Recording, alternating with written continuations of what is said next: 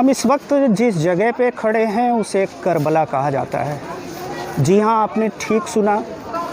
ये करबला लगभग हिंदुस्तान के हर शहर में जहाँ भी मुसलमान रहते हैं, जहाँ पर भी ताज़ियादारी होती है, इस तरह की एक जगह आपको ज़रूर सुनने को मिलेगी। ये करबला है। दरअसल अगर हम किताबों में झांकते हैं तो हमें पता चलता है कि ये ताज़ियादारी की जो रस्म है, परंपरा है, ये मध्यकालीन इतिहास में एक राजा था तैमूर लंग, तुर्की का राजा था, और वहाँ के एक ट्राइबल एरिया था जिसे चुगतई कहते हैं। चुगतई का वो सरदार था। धीरे धीरे ताकतवर हुआ, उसने अपने साम्राज्य का विस्तार किया और एक बार वो हिंदुस्तान आया था।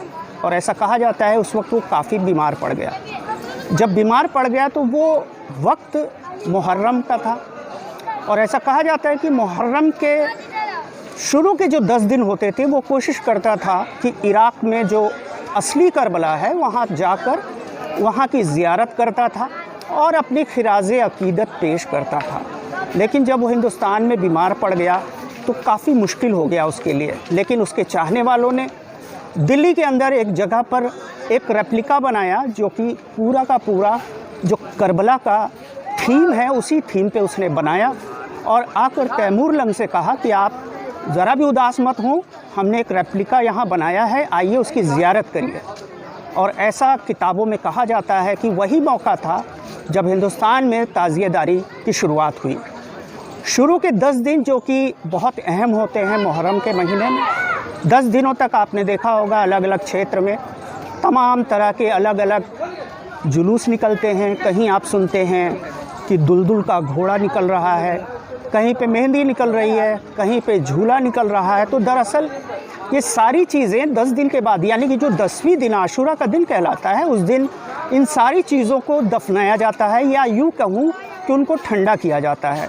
तो आप लोगों ने जितनी भी ताज़ियों में देखे होंगे फूल और जो भी सामान होता है, वो आज के दिन इसी क्षेत्र में लाके उसको दफन कर दिया जाता है, और इसका नाम उन्होंने करबला रखा है। और करबला उसी तर्ज पे रखा है जैसा कि तैमूर लंग ने मध्यकालीन भारत में ये किया था, और इतिहास में वो चीज़ें हमें देखने को मिलती हैं। तो हम इस वक्त यहीं पे हैं। इस वक्त नीमसराय, बेगमसराय, गयासुद्दीनपुर के तमाम जुलूस यहाँ पहुँच रहे हैं, और यहाँ पर उन तमाम जो भी फूल हैं उसको इकट्ठा किया जाएगा और इसी करबला में उसे दफना दिया जाएगा। तो ये अब अगले साल फिर 1 तारीख से ऐसे ही निरंतर ये सालों से चला आ रहा है।